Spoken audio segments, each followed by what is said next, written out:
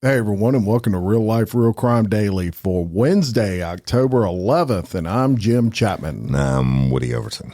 And I am Mike Agovino, Wednesday, October 11th. Yes. Hey guys. Hello. Look, I'm going to start this off. It's just absolute murder, kidnappings, killing the infants, women and children, everybody. You know, Sunday, my buddy came in. I was watching football, and he said, "What's going on in Israel?" I'm like, because I don't even watch the national news anymore.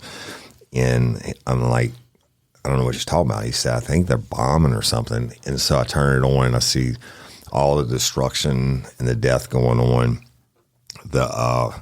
I would assume y'all all know what I'm talking about now. What's the technical?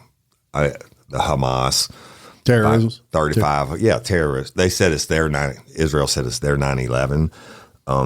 At that time, it had been reported there were over 3,500 missiles or rockets fired into Israel indiscriminately, killing everybody. Not like they were being selective targets for military things.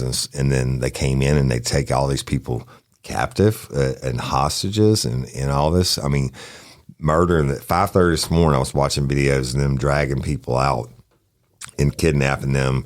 And it appeared to me that like this, at least the one lady who was, I'm talking about female, not a military soldier, who was, severely beaten. Probably, I would assume she was raped. I don't know that for a fact. Well, she had blood all over her crotch, pants right. and around the back, like she'd been sodomized. It's absolutely sickening, and our hearts go out to everyone, man. I murder in I know I know this goes back for however long. I had just watched that movie about the 1973 Kampar War or whatever it was called when they invaded Israel. That's the last time Israel declared war. Now Israel has declared war again, and evidently, Iran is involved and shit like that. And I mean, it's just what a shit show of bad, sickening times, y'all. And it's definitely real life and real crime. You think about it, it's a world away, but when you turn it on, what if it was Mexico blowing up Texas and invading Texas and killing our people and stuff like that? I mean, I don't understand how this even works. Well, it would be, so first of all, Israel's a country of only 9 million people.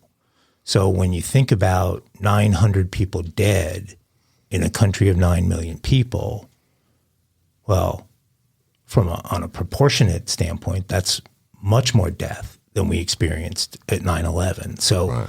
That's the kind of and that's just impact the numbers that they know now. And right? And it's not just that happened, it's who it happened to. When planes fly into buildings and buildings crumble to the ground, yeah, we saw the pictures of people jumping out of windows, and that was horrific to see. But some of the things we saw yesterday, dead soldiers being beaten after they're long since dead. Right. I saw someone decapitated in one of the videos that I was able to watch, and they were decapitated with a garden tool. Right, but it's not just soldiers though. They're taking. Look, the biggest thing they hit. They took infants out of the parents' hands and killed one of the parents and left the other one alive, so they could say, they took my kid as a hostage. What the fuck? Well, there was a significant rave party going on. So, teens. Yeah. And 260 people, I think, is the last number. Mm-hmm. So it's the biggest chunk of death is associated with that party that was going on. And you literally, again, depending on how much time you spend going through videos, and there's a lot of stuff out there, but you can see people literally in the middle of dance. I mean, the party's going on. They have no idea what's happening behind them. Right. And you can actually see the paratroopers coming in, and you can see people dropping behind them. It's But that's 900 that they know of. All these buildings that are destroyed, all the ones who've been kidnapped that are dead now or whatever, it's going to be way more than that. And I don't understand it. I don't understand the hatred and the brutality. It's there. It's obviously a very real thing, and there were a lot of protests. Double surprise for me, the protests of people who come out on the side of Hamas, who are the people who initiated and started all this shit, all this killing and raping and everything else that's going on right now. These are real people that fucking don't have homes anymore, or their loved ones are dead or being held captive. What the fuck? Where's that come from? Well, how does that end? That is terrorism by definition. No doubt. And this is being called in certain places things other than a terrorist act. It's a terrorist act, and Israel is going to respond in a already has. I mean, they declared war, and they, what I read at 5:30 this morning, their defense minister or whatever said Hamas we're going to hit them so hard. Some of the fact that we're going to hit them so hard, it's going to shake them for generations to come. But that just means more killing. But it shouldn't have had to get started had they not done this. Well, it's an incredibly tight area geographically. Yeah. And they got 2 million people inside that little strip of land called Gaza. Right. And they have been cut off. So there's no water, there's no electric, there's no food. We turned off the electricity. We're surrounding them. We're not giving them any water, no food, nothing. The response is going to be brutal, and more this time where there's been a respect for life traditionally shown by the Israelis, that respect for life has been sort of turned on them by Hamas seeking to put military in hospitals and military in schools, and so they won't bomb because they believed historically they wouldn't attack where they knew there were civilians. Right. I think that's gone away this time. Changed the game, and so you're going to be seeing pictures from the other side that won't have the brutality of torture, right, that we've already seen, but they're going to have women, children, the elderly dying. That's going to happen in any war. But the thing is, Hamas upped their game this time, and they caught them.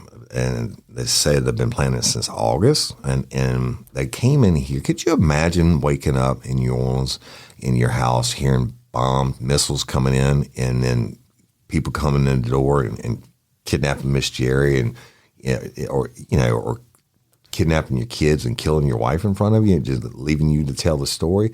I mean, that's just evil, dude. Now Israel, anybody, it could be any country in the world. If you get attacked, I believe you have a right to defend yourself. Or if you break into my house, I have a right to defend myself. But now they're going to retaliate and try to eliminate this threat, and more people are going to die. But it never would have happened had they not attacked in the first place. But that happening, then you've got Iran that also controls Hezbollah, which is in Lebanon, and so does something happen from that side? And now is there full scale war going on in the Middle East? It's a very.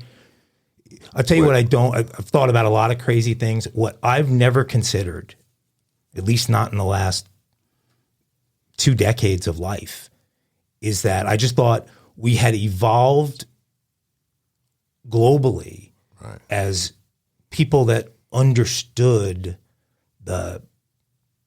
how bad war was, and that you had a globe committed to finding ways to work around our differences, and that I didn't think things like this could happen at this point in time. And nobody did, right? And I think that,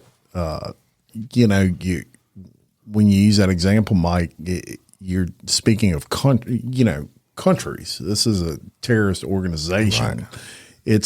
They operate obviously by a completely different set of rules.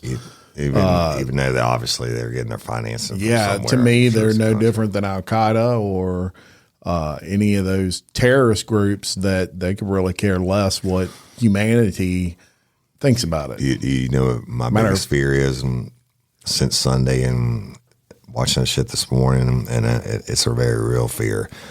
We're going to get drawn into it. And that's what I'm going to do. I mean, it's just by hook or crook, whatever.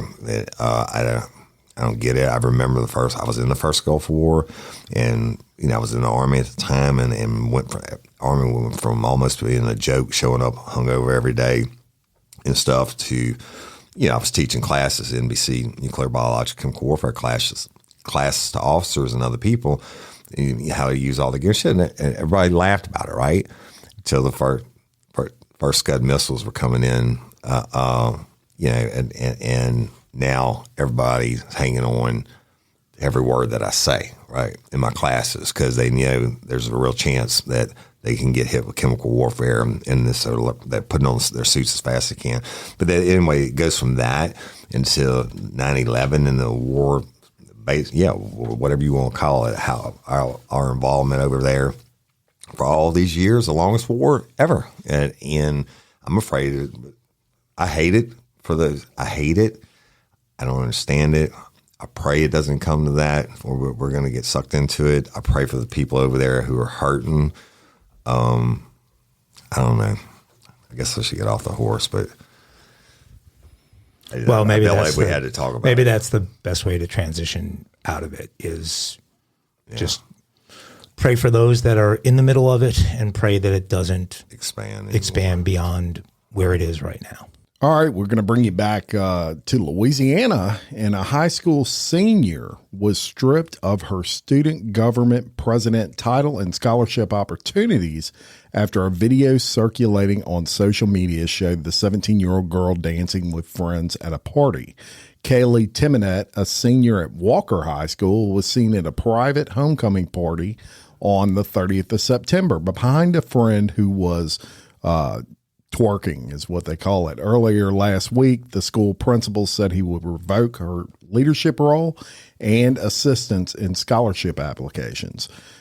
They basically told me that I should be ashamed of myself, Timonet said, that I wasn't basically following God's ideals, which made me cry even more. The event, attended by Timonet's mother, has sparked outrage and debate within the student body, with many sharing their support on social media by posting "Let the Girl Dance" banners.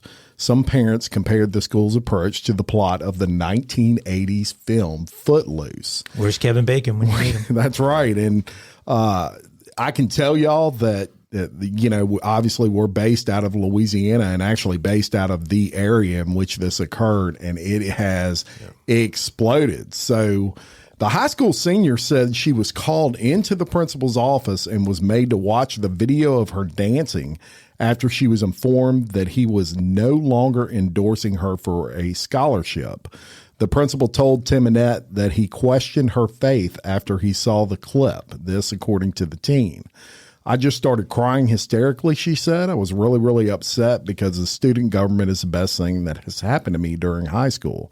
Timonet's mother, Rachel Timonet, said she was disappointed that she was not present during the meeting.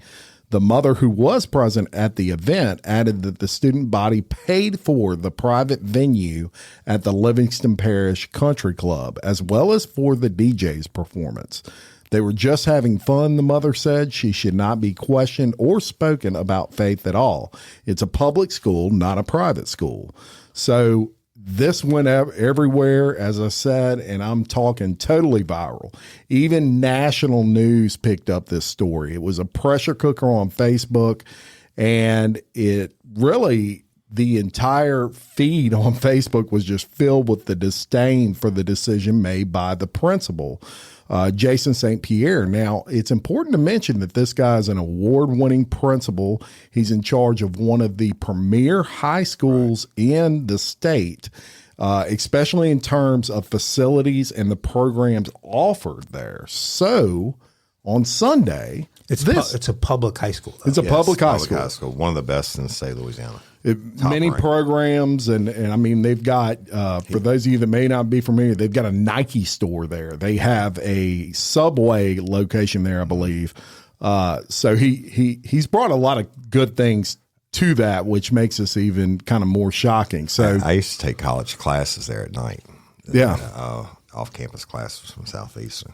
So on Sunday, this happened. The Walker High School principal, Jason St. Pierre, releases a statement. This is following all that public backlash towards his decision to take her school privileges away and not endorsing her for that scholarship. And in the statement, he said he apologized to the Timonet family and will reinstate Kaylee's position on the SGA and reinstate her scholarship and his scholarship endorsement for her. At Walker High, we strive to place our students first in every decision so they may be prepared for whatever career path they may aspire to take. And I believe my action will assist in doing that. It's too little too late. I even told him on the phone when he made the phone call to us today, asking us to come in the office, and he mentioned reinstating the scholarship. I let him know that the scholarship deadline was done and the damage that he's done to her is done. I also told him I gave them the opportunity when I came there the next morning following the incident to try and rectify the situation. Now, with somebody holding his hand and forcing him to do something, an apology is being enforced too late. This from Rachel Timonet, who is Kaylee's mother. St. Pierre said he met with district staff and is hopeful to rectify the situation for Kaylee to enjoy the remainder of her senior year. Now, after that came out and the mother responded, within probably 3 or 4 hours, it seemed like, Jason St. Pierre issued, or the school board for Livingston Parish issued a statement saying that Jason St. Pierre is now taking leave for the entire rest of the year. Yeah. So there's a lot of debate with this, but where there's no debate is that this girl was punished way too extreme for what she did, and there should be no punishment for dancing. She wasn't naked. She wasn't giving oral sex to someone on a video or in a public place. She was having fun. She's being a with kid. The kids. And it's a public school, not a private school. Yeah, how are you going to do that? Evidently, Mr. St. Pierre hadn't been to dance in a while, because when my kids were in high school and we would go to dances or after parties for graduation, they're doing all that twerking and stuff. Back in my day, if somebody's going to dance twerk on me, we were going to have sex, right? But that's not how the culture is now. They all do that stuff, and this way it is. And he had no business. I'm going to pull your scholarship, and I'm questioning your faith. Get the fuck out of here. He's a principal of a public school. Question her faith. That's not his role. Is not to question. I think he's had so much success that he's got a little big for his britches, and he's outstepped his boundaries for sure. And I would agree with that. And look, from what I've heard of him, I haven't met him personally, but I've always heard good things. And he has done some good things for that high school. This was, to me, just a really stupid, bad decision. And he is reaping the consequences. And all you mama bears out there that are listening, I know there's a lot of you, and I know my wife will be the same way. And let me tell you something, when it comes to your kids, something like this happens, you don't hold back. And they didn't. Well, they didn't. His taking a leave of absence is like the board putting Mike in suspension.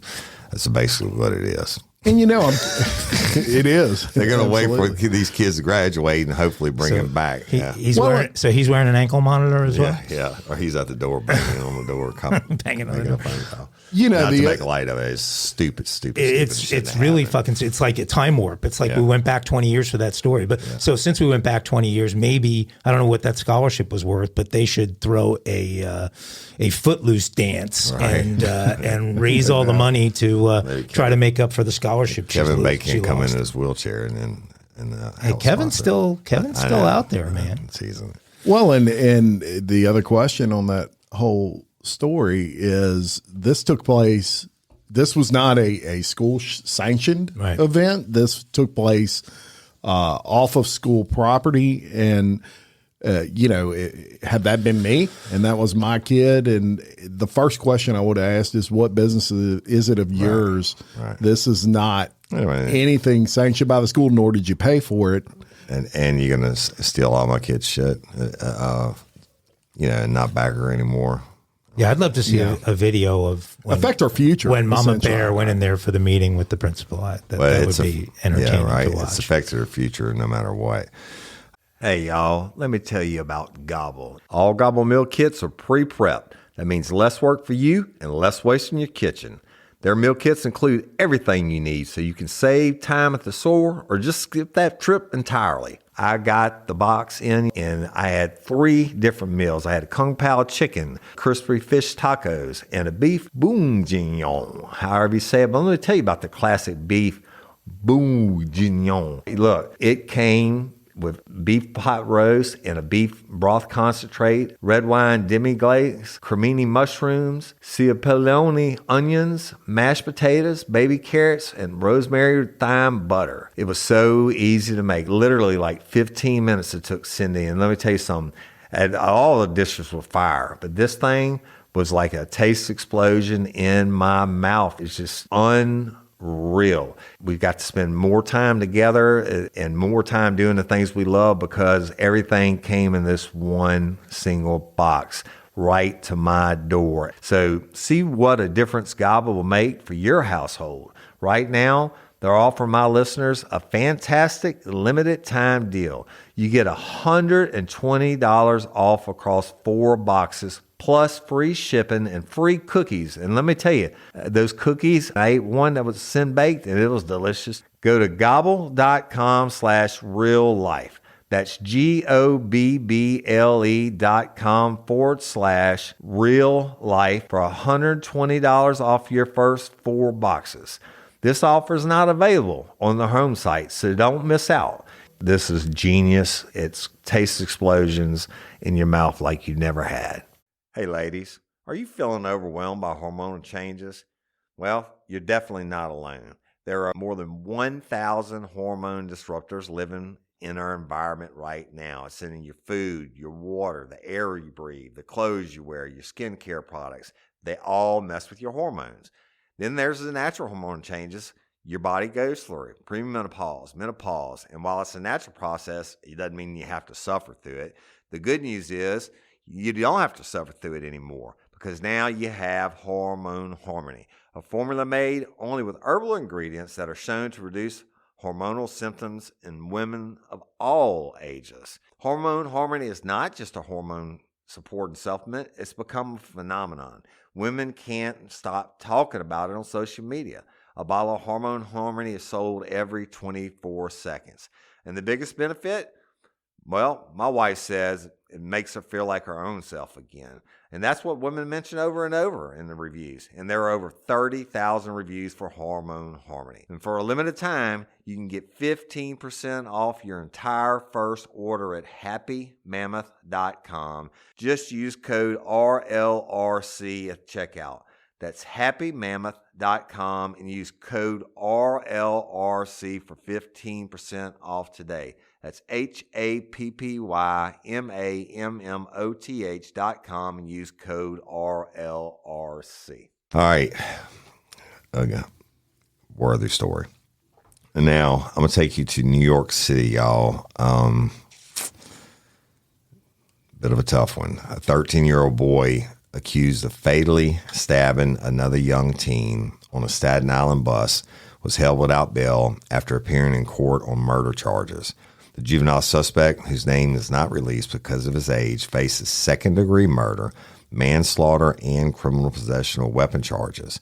An investigation that included video surveillance found the boy stabbed Siles Ular, also 13, about the body on the S78 bus at around 2:20 p.m. on Friday. Both boys attended the nearby middle school. All right. The two teens were arguing on the bus and flashing gang signs at each other when the armed teen pulled a knife. The injured boy walked to the back of the bus and collapsed to the floor, according to the police. The young suspect fled the vehicle and ran about 3 blocks, tossing the knife in the process. He was tracked down and arrested nearby, and it wasn't clear what gang signs they were showing. The teen suspect's family was outside the courtroom speaking with his lawyer after the hearing and grew angry when a reporter approached them. "I don't want her here," a woman yelled. Another said, "You shouldn't disrespect the family. They don't want you here." Meanwhile, about 2 miles away, the victim's grieving mother mustered an emotional response before closing the door. "This is not a solution right now," Nakiri Ular told the New York Post when asked about her son's death. "You want to be a support team? You need to get these children together. Have a blessed day." 13 years old, y'all. And they're in gangs, and they're carrying, they're in middle school, and they're carrying weapons. Yep. I don't know. I know that, the gangs, for a lot of these people, the gangs take the place of their family members, and they come from rough places and stuff like that, and they, that's where they feel their love, so they give their allegiance to, and they do it at younger and younger ages. It goes back to how we live it now, and to kill someone over throwing a sign. Well, and I think that's the takeaway from that story is how far we've come with our youth of this country, and really overall, having absolutely no respect for life, right. And just anybody thinks about it. The key to drop of a hat. Yep. Probably the biggest 13 revelation for me since we started doing the show is how young the people committing crime in this country are. The participation from 13 to 18-year-olds is just way beyond 6-year-olds anything. Shooting their teacher. And we've covered them all, and we continue to cover them in real life for crime because that's what we're here to do. You think it's the loss of the family dynamic that's causing a lot of this? It seems like I just say it got to be a lot of loss of everything. Sure, a big part of it, and then just the culture and where the culture's gone, and the impact that's having. I think on kids. it's a total gumbo because there's certainly single parent households who raise good kids, right? Sure, absolutely, all over. So it's just it's a melting pot of shit. Is what it is. But it takes an exceptional person to be able to do that, and care enough about the kids to, when they're exhausted after however many hours of working and coming home, to still find the time to hold their kids accountable to homework and living right and exposing them to different things, and it's tough. That's it's right. Tough. Single moms are tough ladies. There's no doubt about it. No, the great ones are, absolute heroes. So let's take a lighter turn. All right. And let's go to Florida.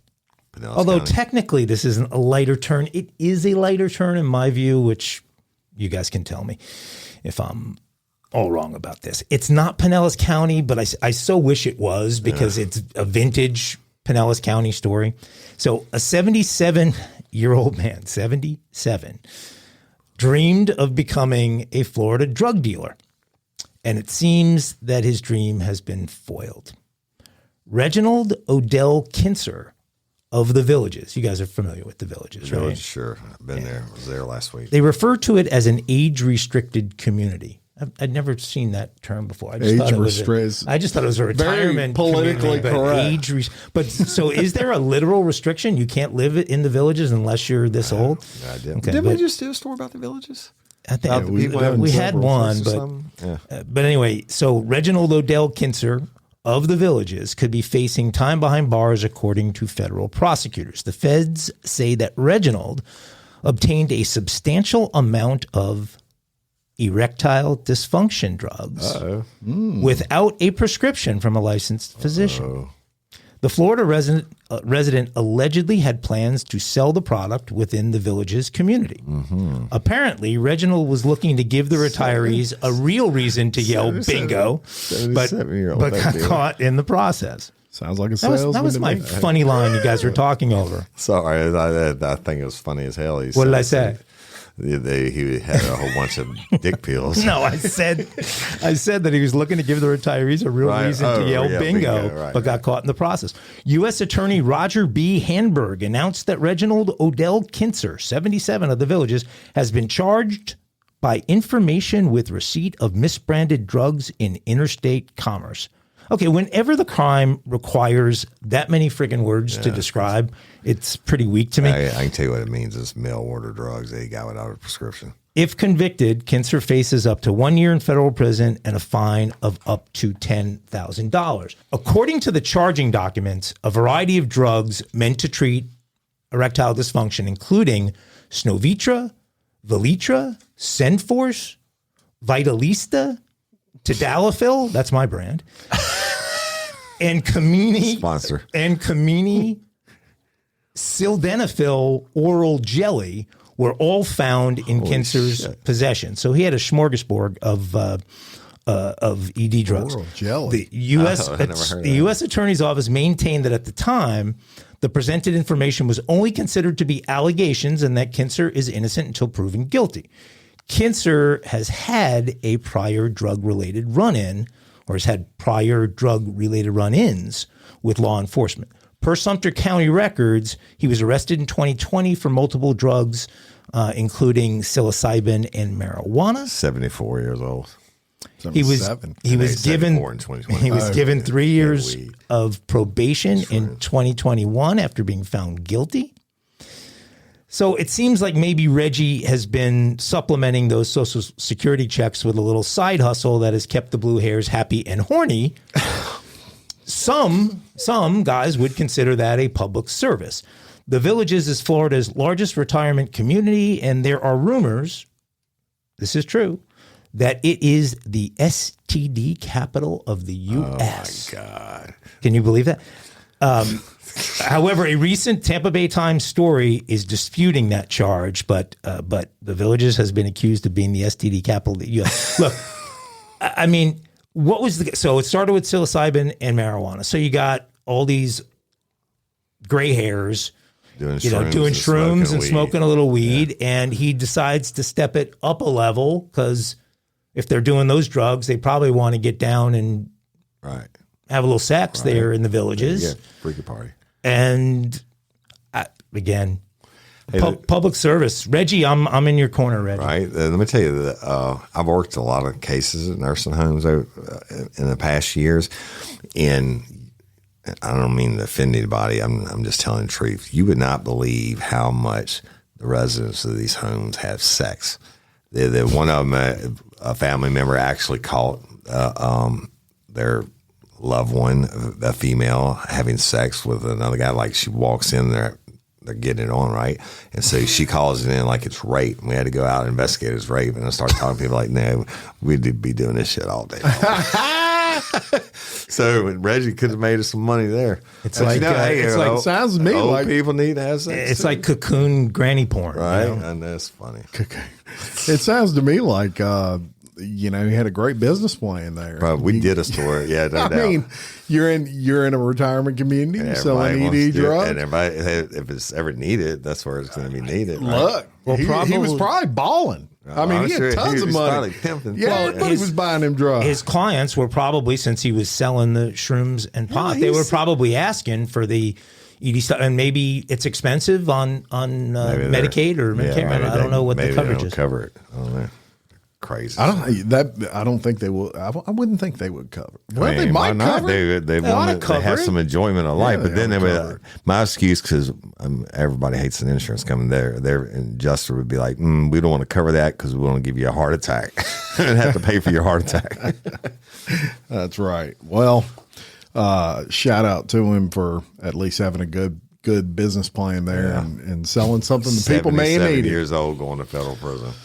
All right, a couple in Texas has been arrested for selling 2 big cats. And that's right. And I'm talking real big cats. Yeah. So one of them, they actually attempted to sell in an Academy Sports parking lot. Nice. Rafael Gutierrez Galvan, 29, and his wife, Deanna, made their first court appearance last week. A criminal complaint said that Gutierrez Galvan sold a Margay cub on August 24th for $7,500 in the parking lot of a local Academy Sports store. Either one of y'all know what a Margay cub is? No, some type of tiger. Mike, pull us up a Margay cub while we're telling this story. So on Tuesday, Gutierrez Galvan attempted to sell a Jaguar cub to the same buyer. However, the sale was thwarted when police conducted a traffic stop. Investigators recovered both the Jaguar cub and the Margay cub. It's unclear where they were taken. Officials said neither Gutierrez Galvan nor Garza possess a license to buy, sell, trade, or transport these exotic animals.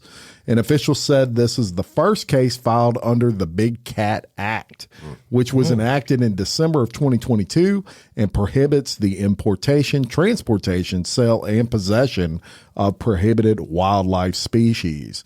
Now, it's no laughing matter because if convicted, Galvan and Garza face up to 5 years in federal prison and $20,000 in fines. So it's not every day you see someone arrested for selling Jaguars. You're right. That's crazy. Well, what's the crazy thing is they enacted this law whenever they did it, and this is the first prosecution. Very first prosecution. And we just not have anybody that was looking out for it, or just that few people do it? I think probably a little both. Yeah. And, also what blew my mind was the price. $7,500 is pretty cheap for a Jaguar, I would imagine. Then you got to feed it. Yeah, then you got to feed it raw steak. How do you? That's like a keep a pen or something. We're going to post this online. Mike's got a picture of this little bitty cute kitty right now. Yeah. You give it a year, and thing's going to weigh 200 pounds. I don't think you got to give it that long. But anybody want to buy it right now, looking at it. And, yeah. And, I thought that Texas didn't have an exotic animal law like most states. I am sure you got to get permits. But obviously they do now.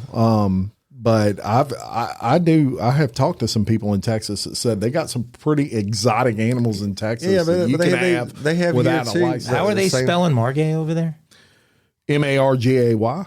They have the same thing here, Jim. All high fence places and stuff like that. But you have to have. I went and judged a St. Jude's cook-off at the Barn Hill Preserve in East Feliciana Parish. Been there. And was full of exotic animals, right? Yep. And so you got to have some type of oversight and all that. One of my son's favorite places to go is Barn Hill Preserve. These aren't that big. Shout out they to don't St. get Jude's. That. They don't get that big.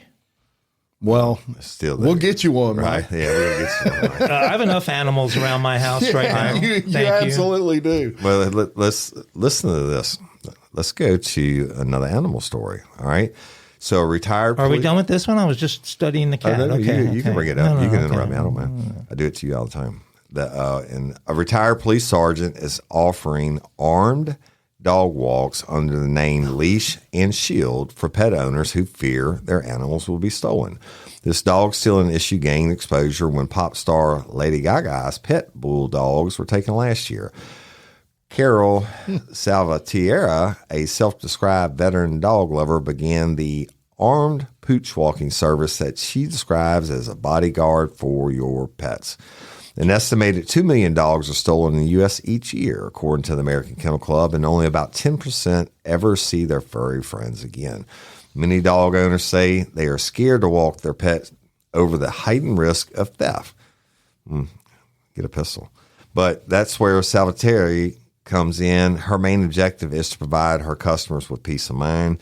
With rates starting at $60 an hour, she offers armed dog walking. Starting at $60 an hour? She offers, I could do it for that much. They really have to love their pets. The people pay for their pets. As you well know, didn't y'all just fly to somewhere and pick up some strays? No offense to Sherry. Do not call those dogs strays. Well, so whatever you call them. What would be the politically correct term? Brussels Griffon puppies. AKZ certified. They're newborn puppies? One is a puppy. The other is the mother of the puppy. So one is 6. So somebody couldn't have them anymore or something? Y'all wouldn't save them? A woman who breeds them and shows them had too many, and there's a close group of people. We've had these dogs for years, this breed of dogs, and so they all know each other. Yeah. So they're all connected to each other, and we had just lost our oldest in January, and so somebody hit my wife, and like 10 minutes after she saw the pictures, it was over. We won't call them strays. We'll call them evacuees. I'm just teasing Miss Jerry. I know I'm going to be in trouble. All right, back to the story. So she starts out at $60 an hour, y'all. Armed dog walking service, loving care, and an extensive security background to keep your 4-legged family members happy, healthy, and above all safe. Her services include security and risk management in home dog sitting and licensed dog walking and defense. This is like, it's like a freaking Secret Service agent for a dog. But I guess somebody's paying it. So she told a TV station that she instructs her clients to be more observant in the streets and avoid wearing flashy jewelry while walking their pets. Common sense. Although she's prepared for it, Salvatore has fortunately never personally experienced danger on a walk thus far.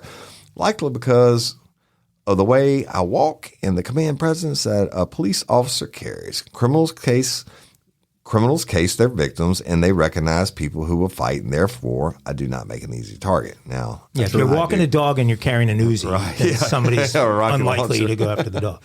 Yeah. Anyway, she loves her unique career path. She said, I love my work and feel blessed to be able to start a second career that gives me so much joy. I spend my days outdoors in beautiful settings with happy dogs, and I can't help but smile until they poop. And if she's in the city and she has to clean it out, right? Oh, I think at $60 an hour, she's happy to clean up that poop. But so since the pandemic, dog thefts have surged across the country.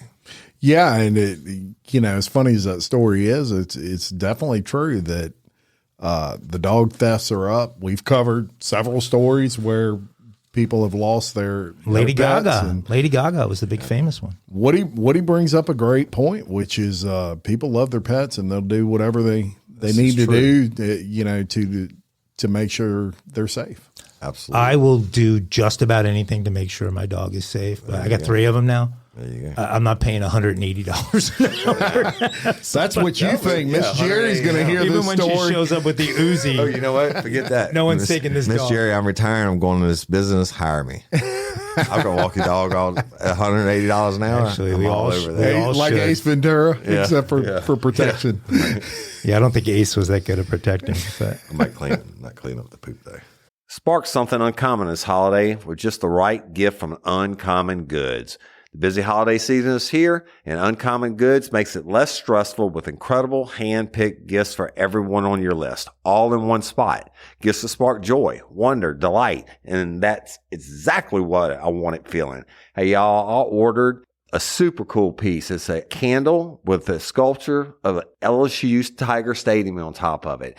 And each officially licensed laser cut wooden replica features up to 4 layers of detail, creating a bird's eye view of a specific football field, seating section, and more. And every label includes your stadium's name, the team's logo, and school location. And it has a coconut, soy, vegan wax infused with sandalwood smell that creates tailgates and touchdowns scent profile, reminiscent of game day. It's invigorating like fresh cut grass and nostalgic like smoke from a pre-game grill. And calming like the crisp autumn air of a new semester on campus. Y'all, I love it. I have it at the base of my TV, and I'm ready to watch the Tigers play on Saturday night, right? Uncommon Goods. Look, when you shop at Uncommon Goods, you're supporting artists and small independent businesses. And many of their handcrafted products are made in small batches. So shop now before they sell out this holiday season. Uncommon Goods looks for products that are high quality, unique, and often handmade or made in the U.S. They have the most meaningful, out of the ordinary gifts anywhere. They even have gifts you can personalize. From holiday hosts and hostess gifts to the coolest finds for kids, to hits for everyone from the book lovers to diehard sports fans. Uncommon Goods has something for everyone, not the same old selections you can just find anywhere. And with every purchase you make at Uncommon Goods, they give $1 to a nonprofit partner of your choice. They've donated more than $3 million to date. So to get 15% off your next gift, go to uncommongoods.com/RLRC. That's uncommongoods.com/RLRC for 15% off. Don't miss out on this limited time offer. Uncommon Goods, we're all out of the ordinary. Early holiday savings have arrived at Tanger Outlets. Discover the best gifts from your favorite brands, perfect for everyone on your list. And stack your savings with up to 70% off, plus an extra 15 to 25% off only during Tanger Style. Save at Polo Ralph Lauren, Old Navy Outlet, Under Armour, Skechers, J. Crew Factory, and more. Hurry in. These early holiday deals last through November 24th. Tanger Outlets. More savings, more cheer. Yeah. Oh my gosh. Okay. Well, we're going to go from animals to a real animal. A former nanny has been convicted of sexually abusing 16 young boys in his care. So a manny, as we used to call them in California, and showing a 17th boy child sexual abuse images. This guy's name is Matthew Antonio Zakruski. He worked for families across Southern California. He was arrested back in May of 2019 and later charged with 34 felonies, including lewd and lascivious acts with a minor, according to the Orange County DA's office.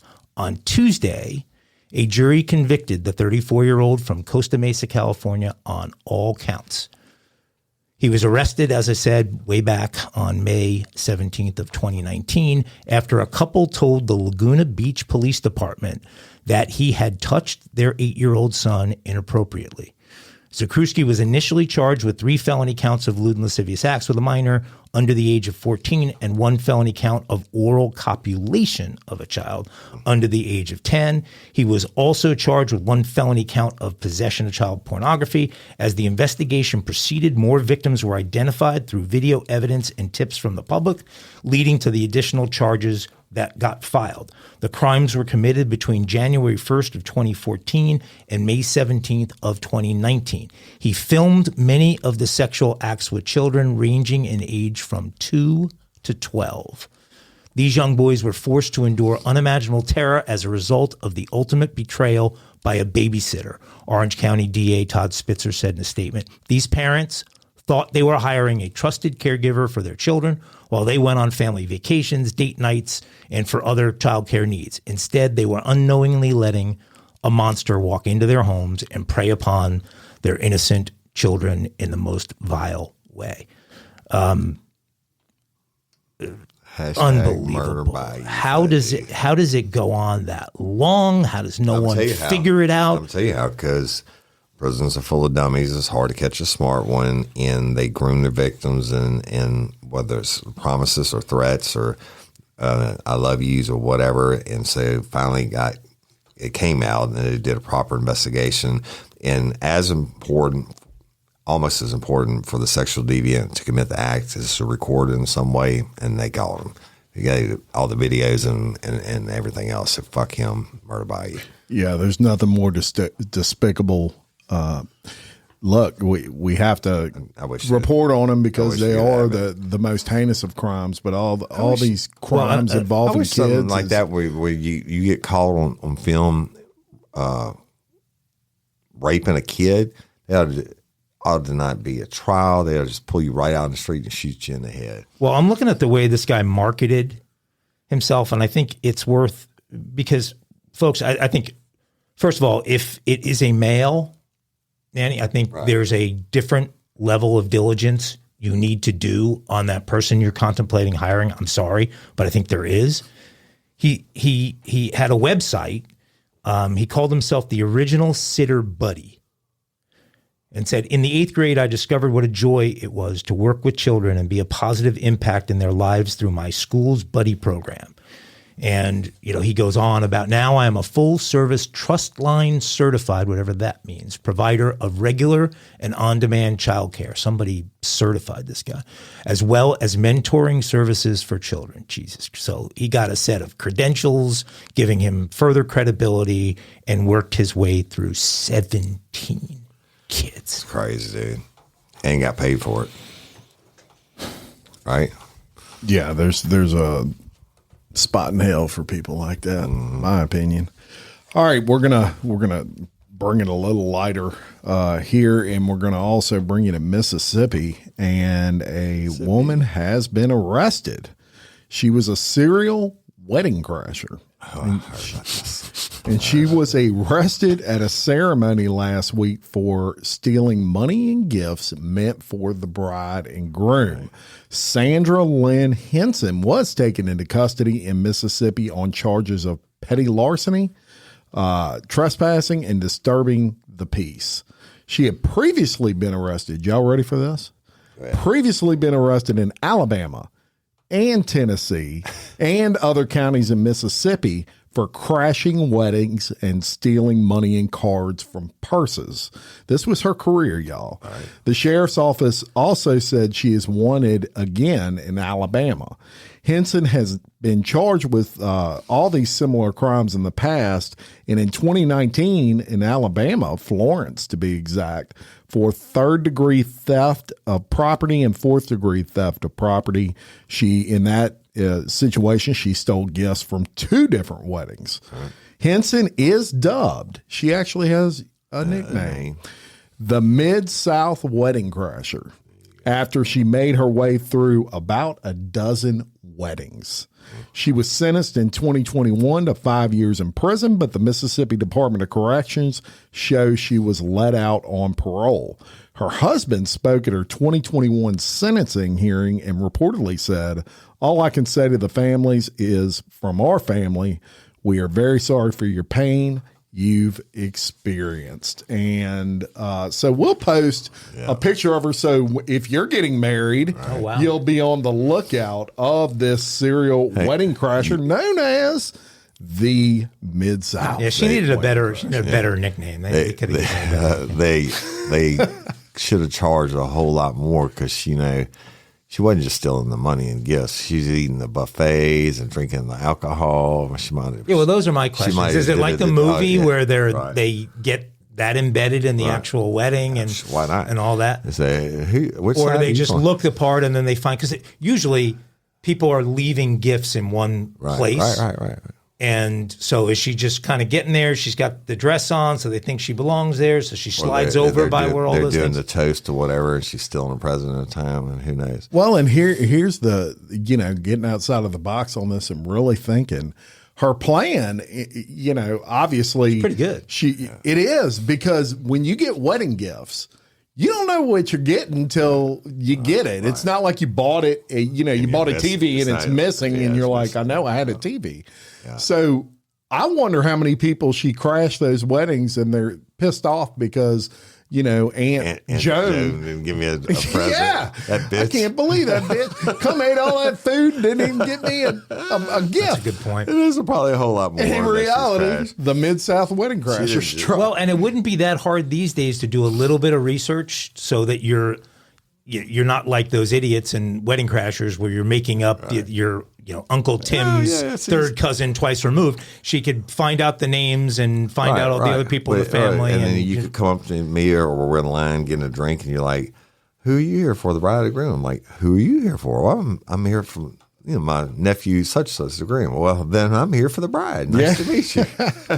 That's right. Anyway, I'd actually really like to know if she was like on the dance floor whooping it up and doing a stinky leg, doing the cocktails and all that. Getting her money's worth. She was a pro, man. Over a dozen. Yeah, that's probably the more that they don't know about yet. Yeah.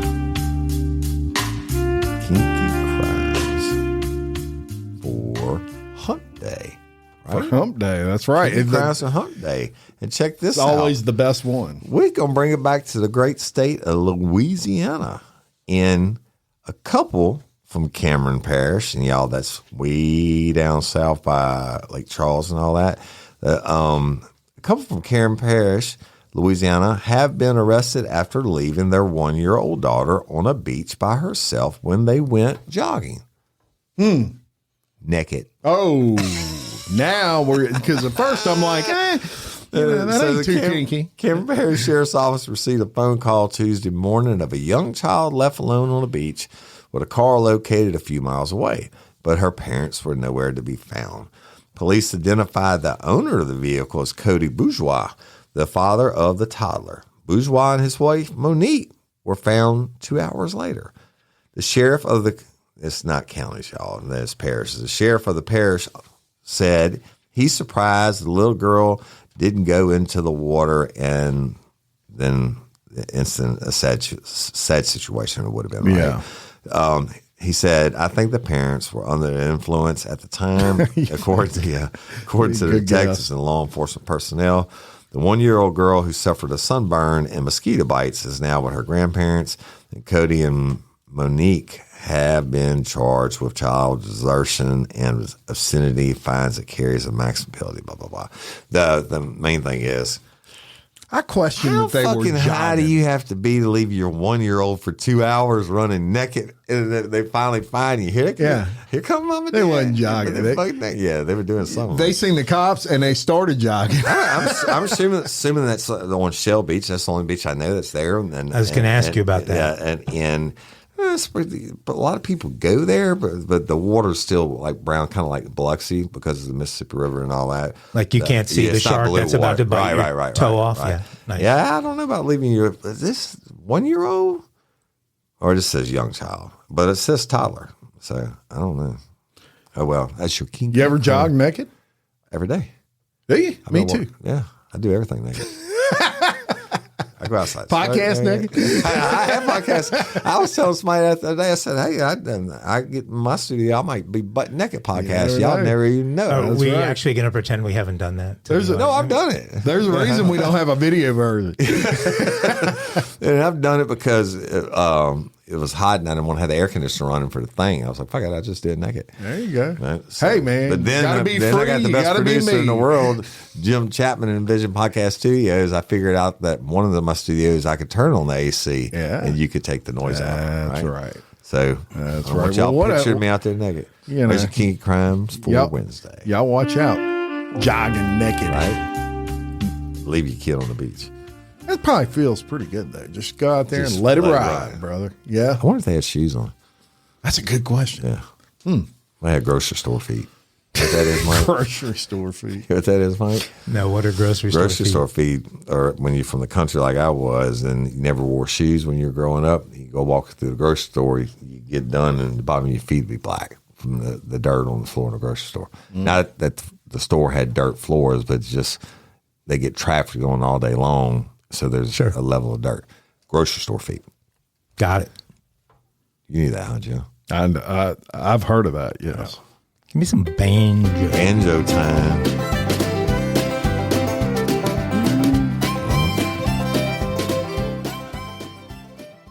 A little bit different twist today. I don't think we've ever had a story where our dummies were ripping off a vintage store, but we have 3 bad guys who are ripping off a vintage store in Nebraska. And the store specialized in selling old basketball shoes. Really? Man, those things will sell. There's got to be a lot of money in that. Huh? My son, anybody who's playing basketball competitively, high school, college, they're all looking at these old shoes of Jordan and Kobe originals and all of this stuff, and hundreds of dollars for these things. They get really, really expensive. And it was primarily shoes that these guys were ripping off. They swiped over $20,000 worth of merchandise from this store in Lincoln, Nebraska. Imagine, since that's the home of Nebraska, there was some vintage Cornhusker stuff there. So if you've priced out vintage basketball shoes from the 80s or 90s, you know just how valuable these things can be. The Lincoln Police Department responded to the store, which is called Exclusive Hype in Lincoln on August 18th at 6:38 in the morning.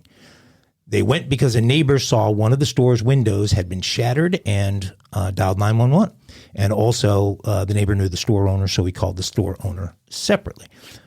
Lincoln Crime Stoppers reported on its website that a VW Atlas was seen in security footage pulling up to the location at about 4 a.m. that morning, and 3 suspects had exited the vehicle. They then broke into the building through a window and stole a bunch of vintage merchandise, primarily, as I said, basketball shoes. Looks like the bad guys won this one, doesn't it? Right, $20,000. That must have been a half a shoe, a half a original Air Jordan. Yeah. Funny you should say that, Woody, because it did look like the bad guys had won until it was revealed last week that the suspects mostly stole single shoes for left feet. Dumbasses. You heard that right. The owner specifically separated right from left shoes and kept the right foot shoes in another room of the building. This was to deter anyone from trying to run out of the store quickly with a pair of shoes, but in this case, it served a much higher purpose. So beware of some new online merchant trying to sell vintage hoop shoes right now, and unless you've got 2 left feet. Right. Police, believe it or not, are still searching for these 3 suspects, and so I guess we can't give them full banjos because they haven't been caught yet. But they're not searching that hard for them.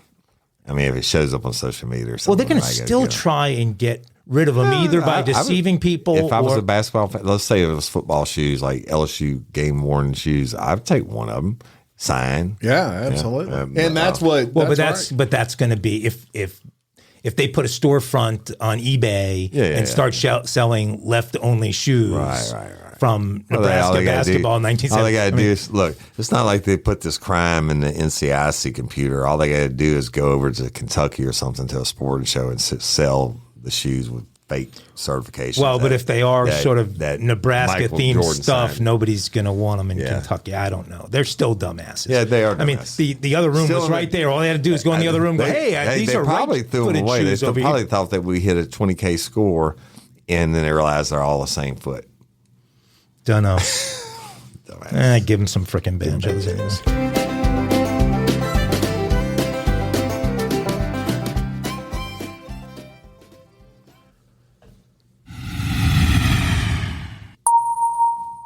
You can now take off that belt and move freely around the cabin. Mile High Crime, and it is a Wednesday edition, and a United Airlines flight from Amsterdam was forced to divert in Chicago after a passenger was upset about his meal choice. There we go.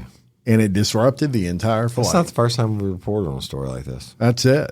Mike Agovino, who was seated in the business class. He was pissed because he was in business class. Must have leased out his G7 that week. Bet Mike get pissed real quick. What do you mean you ain't got no veal? Yeah. Veal. Not the meal of choice on planes. But they diverted to Chicago. Chicago's 6,000 miles away. Yeah. It wasn't somewhere more convenient to divert to? Well, they didn't get very far, I think was the point. It must have been the first meal of the night. The passenger who was seated in that business class got upset when his in-flight meal wasn't available, and it wasn't what he wanted. The flight took off from George Bush Intercontinental Airport in Houston and landed in Chicago's O'Hare Airport just 2 hours later. Yeah. The flight was diverted to Chicago because of an unruly passenger, and this was according to a Twitter post. Later that day, a Twitter user, or X user now, I guess, posted a photo of United's internal communications showing a threat level 1 on board. The FAA defines this as the lowest level threat on a flight, which constitutes disruptive behavior that is suspicious or threatening. In the subsequent post, the person posting on X said the passenger was livid over the fact that his first choice of meal was not available and that the passenger was seated in business class and was said to have also been intoxicated. You think? Another photo showed the United Airlines flight being ordered to remove the passenger from the plane at O'Hare Airport. It then filled up with gas and continued in its flight to Amsterdam. So something as simple as not having your they ought to have the decency to tell what the meal was that this asshole went to jail for. Bro, and you screw up everybody. Yeah, Look, but it is. I'm gonna get a snap in the back of his one head. thing that is ridiculous sometimes on those things is they'll have one selection that's great, right, and then the second choice is horrible, right. And then if the guy had nodded off because he was drinking, they went through the aisle. He was sleeping. They left him alone. They took everybody else's order. All they had left was that second choice. So, he got the meatloaf instead of the shrimp. But you don't go crazy. Give me the name of a famous chef. First one pops in your head. Gordon Ramsay. So that doesn't happen when Gordon Ramsay's cooking on your G7 for you. You get whatever you want. Gordo hasn't cooked for me in a while, but you're gonna eat the food, Mike. Him and Gordon Ramsay, they say he calls you Ago, you call him Gordo. But how big a fool would you have to? I mean, talk about the walk of shame, being the guy thrown off the plane because the second choice meal wasn't good enough for you. Yeah, well, freaking entitlement. Tell him that one in the lockup in Chicago. Well, that is your Mile High Crime, boys, for today. Good way. You can now take off that belt. Any final thoughts? Well, that wasn't really a full dose of Tiffany there. That was we heard her at the beginning. We can't cheated us there on the back end. But we can't give you too much Tiffany in one day. The egg smashing till Tuesday because I got some TV shit to do at 12 o'clock on the what on so Tuesday? Now he drops. Now he drops this. He knows that I have been getting forehead treatments on Thursday all week. Forehead treatment. You got a steel plate. $80 worth of moisturizer on my forehead. That's not gonna help. Like 1.5 dog walk. Got to move it to Tuesday because I'd like to hang around afterwards when the ambulances and everything come and haul them off. Right. I'll split the insurance money with Miss Jerry, but for real, I've got a Zoom call with a. Well, that's media production company at 12, and I have to be up and roll out. Sorry to dump that on y'all. And I got that call. I got a fucking sty in my eye. Look at my eye swollen. I see that. Can you believe it? Some people are going to think that could be an STD. I'm going to do the interview like this. It might be an STD. You haven't been buying drugs from Reggie at the Villagers, have you? Yeah. Well, that's it. Love and appreciate each and every one of y'all. Thank you for listening, liking, and sharing. And please continue to do so. There are numbers of fire because of y'all, and you rock. Yeah, I don't like that many of you, but... There's not that many of them like you. That's either. What makes the world go round. I'm just kidding. Yeah. And until next time, I'm Jim Chapman. And I'm Woody Overton. And I'm Mike Agovino. For Real Life, Real Crime Daily. Peace. Aglets. Nice.